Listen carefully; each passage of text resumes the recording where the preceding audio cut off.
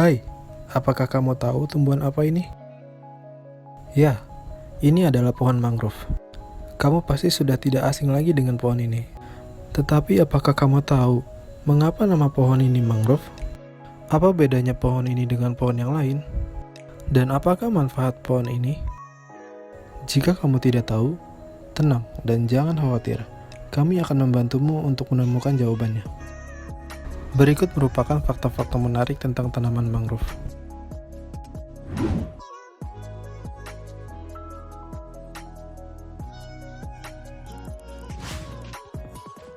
Pernahkah kamu berpikir kenapa namanya mangrove? Mari kita telusuri ini lebih lanjut. Secara umum, istilah mangrove digunakan mengacu pada habitat.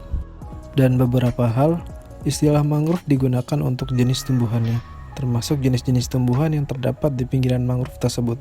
Istilah mangrove tidak diketahui secara pasti dari mana asal-usulnya. Beberapa ahli menyatakan bahwa tanaman mangrove adalah perpaduan bahasa Portugis, mangue yang berarti tumbuhan, dan bahasa Inggris grove yang berarti berlukar.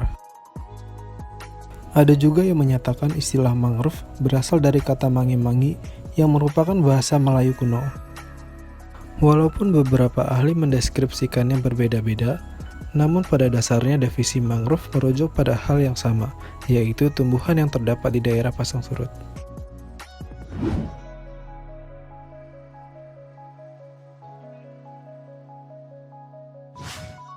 Pada tahun 2000, total luas hutan mangrove di dunia sekitar 137.760 km persegi yang tersebar di 118 negara dan berbagai teritorial di daerah tropis dan subtropis.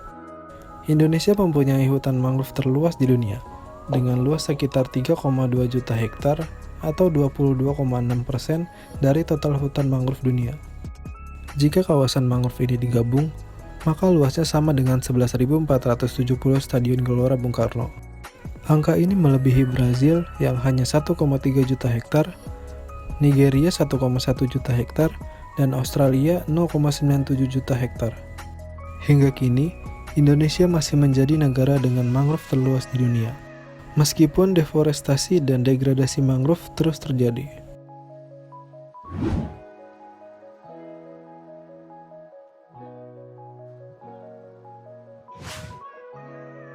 Kawasan Samudra India, bagian utara dan Pasifik Barat Daya merupakan tempat keanekaragaman jenis mangrove tertinggi di dunia.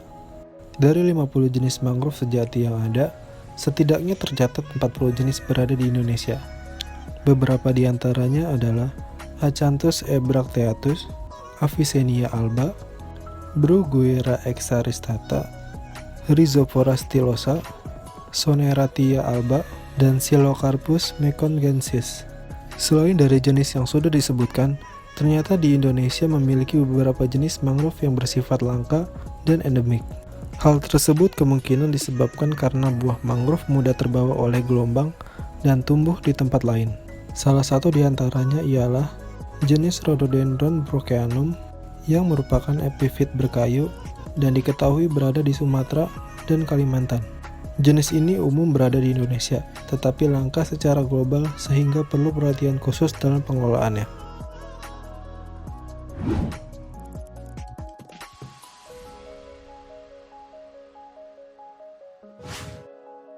Pemanasan global dapat terjadi karena melepasnya gas karbon dioksida dan gas lainnya oleh aktivitas manusia, seperti rokok, pembakaran hutan, asap kendaraan, dan lain-lain yang memicu meningkatnya suhu di atmosfer. Peristiwa ini dapat menimbulkan penyakit pernapasan dan alergi, tumbuhan menjadi layu, dan bahkan dapat mempengaruhi iklim menjadi tidak stabil.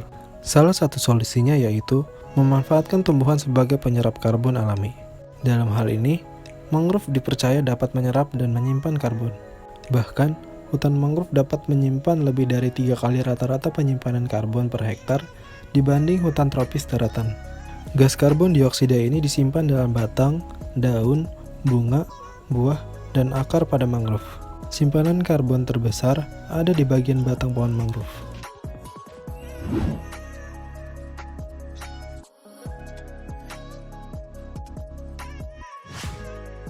Mangrove tidak hanya berfungsi sebagai penyerap karbon, namun Mangrove juga memiliki manfaat ekonomi bagi masyarakat di kawasan pesisir. Tepung dari buah mangrove api-api dapat diolah menjadi kue talam, wajit, donat, puding, dan kerupuk. Tepung dari buah lindur dapat diolah menjadi bahan baku untuk pembuatan makanan sebagai kue kering, serabi, dan kek lindur. Buah mangrove pidada dapat dimakan seperti rujak, bahan baku sirup, puding, sabun, dodol, dan selai.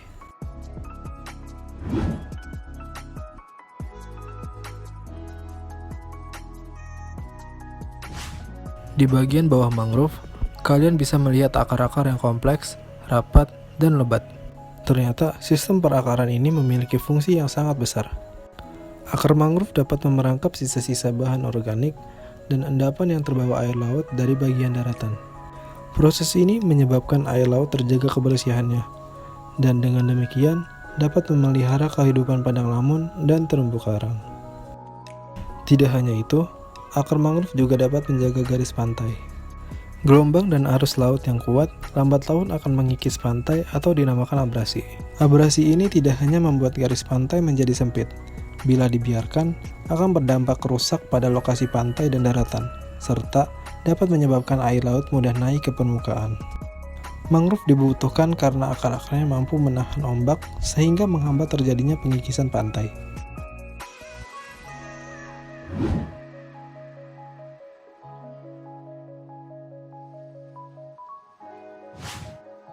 Mangrove berperan penting dalam siklus hidup berbagai hewan air seperti ikan, udang, dan moluska. Hal ini dikarenakan lingkungan mangrove dapat menjadi tempat ideal sebagai daerah asuhan serta menyediakan pelindungan dan makanan berupa bahan-bahan organik yang masuk ke dalam rantai makanan. Beberapa biota yang sering ditemukan di kawasan mangrove antara lain jenis Periothalamus sp, jenis Telescopium telescopium, Anadara antiquate, Scylla serrata, dan Uca dusumeri. Kamu tahu dari kelima hewan ini, manakah yang bisa dikonsumsi? Kalau kamu tahu jawabannya, silakan tulis di kolom komentar ya. Selain biota air, mangrove juga menjadi habitat bagi berbagai jenis satwa liar seperti primata, reptilia, dan burung. Nah, itulah beberapa fakta-fakta menarik mengenai tumbuhan mangrove. Gimana? Apa kamu sudah paham?